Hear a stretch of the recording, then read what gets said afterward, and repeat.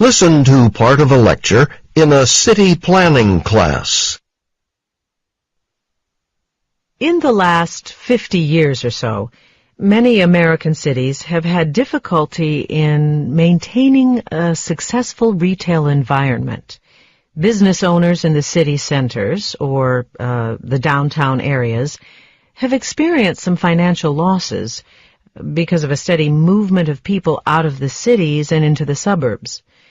In general, downtown areas just don't have that many residential areas. Not that many people live there. So, what have city planners decided to do about it?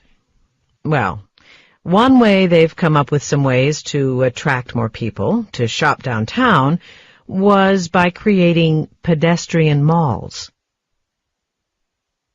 Now, what is a pedestrian mall? It's a pretty simple concept, really. It's essentially an outdoor shopping area designed just for people on foot. And, unlike many other shopping malls that are built in the suburbs nowadays, these pedestrian malls are typically located in the downtown area of the city. And they have features like wide sidewalks, comfortable outdoor seating, and maybe even fountains and, art.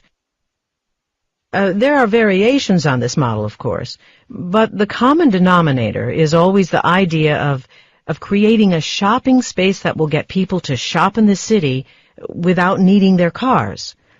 So I'm sure you can see how having an area that's off limits to automobile traffic would be ideal for a heavily populated city, where, the streets would otherwise be bustling with noisy, unpleasant traffic congestion.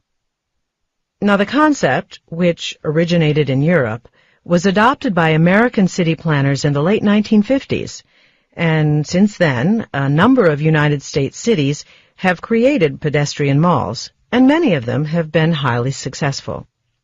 So, what have city planners learned about making these malls succeed? Well, there are two critical factors to consider when creating a pedestrian mall: location and design, both of which are equally important. Now let's start with the location.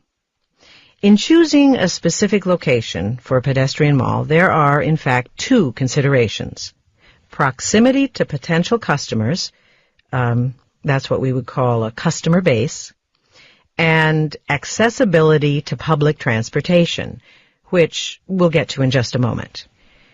Now, for a customer base, the most obvious example would be a large office building, since the employees could theoretically go shopping after work or during their lunch hour, right? Another really good example is a convention center, which typically has a hotel and large meeting spaces to draw visitors to the city for major business conferences and events. But ideally, the pedestrian mall would be used by local residents, not just people working in the city or visiting the area. So that's where access to public transportation comes in. Either the designers plan to locate the mall near a central transportation hub, like a bus terminal, a major train or subway station, or they work with city officials to create sufficient parking areas not too far from the mall. Which makes sense, because if people can't drive into the mall area, well, then they need to have easy access to it. Okay, so that's location. But what about design?